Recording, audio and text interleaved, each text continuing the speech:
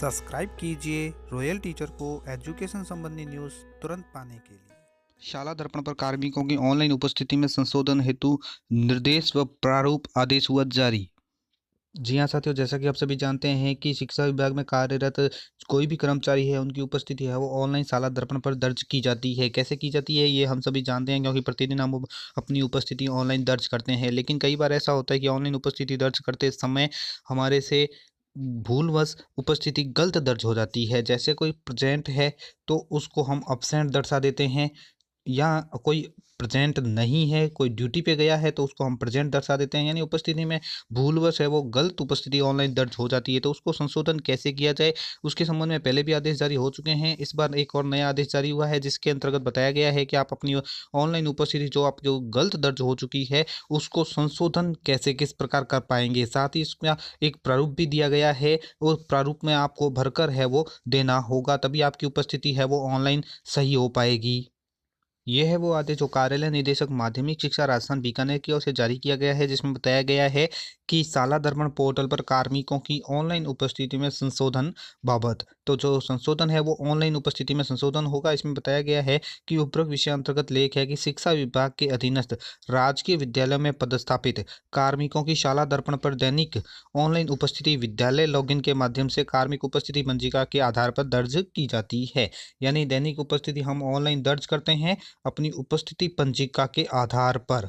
तो ऑनलाइन उपस्थिति मॉड्यूल में त्रुटिपूर्ण उपस्थिति दर्ज होने पर अथवा तकनीकी कारणों से उपस्थिति दर्ज नहीं हो पाने की स्थिति में, यानी कभी कभार उपस्थिति है वो नेटवर्क नहीं होने की वजह से उपस्थिति अगर दर्ज नहीं भी होती है, तो भी आप मुख्य ब्लॉक शिक्षा अधिकारी कार्यालय के लॉगिन में, यानी CBEO लॉगिन से मॉड्यूल उपलब्ध करवाया गया है वहां पर, और वहां पर आप ऑनलाइन उपस्थिति में संशोधन करवा सकते हैं। तो इसके लिए आपको क्या कार्रवाई करनी पड़ेगी उसके बारे में जान लेते हैं। तो सबसे पहले यहाँ पे बताया गया है कि पत्र के साथ संलग्न प्रारूप में वांछित सूचना दर्ज कर उपस्थिति पंजिका की फोटो प्रति संलग्न करते हुए मुख्य ब्लॉक शिक्षा अधिकारी कार्यालय को प्रेषित करें। यानी अगर आपकी उपस्थिति किसी दिन नहीं लगी है या किसी दिन लगी है तो उसको संशोधन करवाना है, तो आपको सबसे पहले तो उपस्थिति पंजिका की फोटो, जो आपके हाजिरी रजिस्टर है उसकी उपस्थिति पंजिका की फोटो प्रति संलग्न करते हुए मुख्य ब्लॉक शिक्षा अधिकारी कार्यालय को प्रेषित करना है। साथ में एक प्रारूप भी है जो मैं आपको दिखाऊंगा कि वो प्रारूप आपको किस प्रकार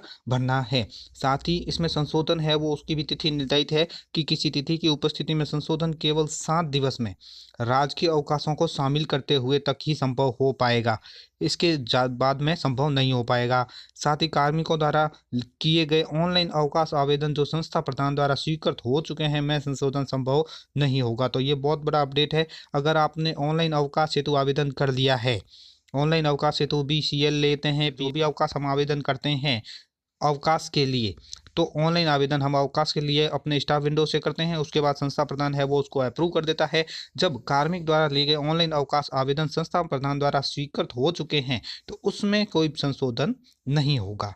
साथ ही CBO कार्यालय द्वारा ऑनलाइन उपस्थिति में संशोधन हेतु प्राप्त प्रकरणों को निस्तारित कर संलग्न प्रारूप के अनुसार रजिस्टर में रिकॉर्ड संधारित करते हुए प्राप्त पत्रों को पंजिका में सुरक्षित रखा जाए। यानी CBO ऑफिस में भी जो आप प्रारूप देंगे वो प्रारूप उनको भी सुरक्षित रखना है।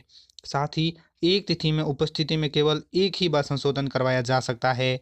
इसका बात का भी आप ख्याल रखें कि एक तिथि की उपस्थिति में केवल एक बार ही संशोधन करवाया जा सकता है, अतः संशोधन हेतु रिकॉर्ड का सावधानी पूर्वक निरीक्षण करते हुए आवेदन करें। निर्देश के बाद दोस्तों अब बात कर लेते हैं प्रारूप की। तो किस प्रकार का प्रारूप आपको देना होगा CBO कार्यालय में उपस्थिति संशोधन हेतु, या किसी दिन उपस्थिति नहीं लगी है तो लगवाने हेतु। तो यहाँ पे आपको देख पा रहे होंगे ऐसा प्रारूप आप बना सकते हैं, जिसके ऊपर आपको लिखना होगा मुख्य ब्लॉक शिक्षा अधिकारी में को।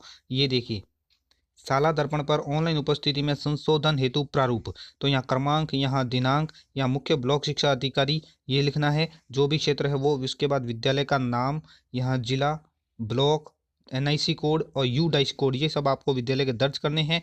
और दिनांक जिसमें संशोधन किया जाना है वो दिनांक यहाँ पे आपको दर्ज करनी है। उसके बाद है वो किस कार्मिक की उपस्थिति है वो गलत दर्ज हो चुकी है तो उसका विवरण यहाँ पे दर्ज करना होगा। तो सबसे पहले आपको यहाँ पे कार्मिक का नाम दर्ज करना है।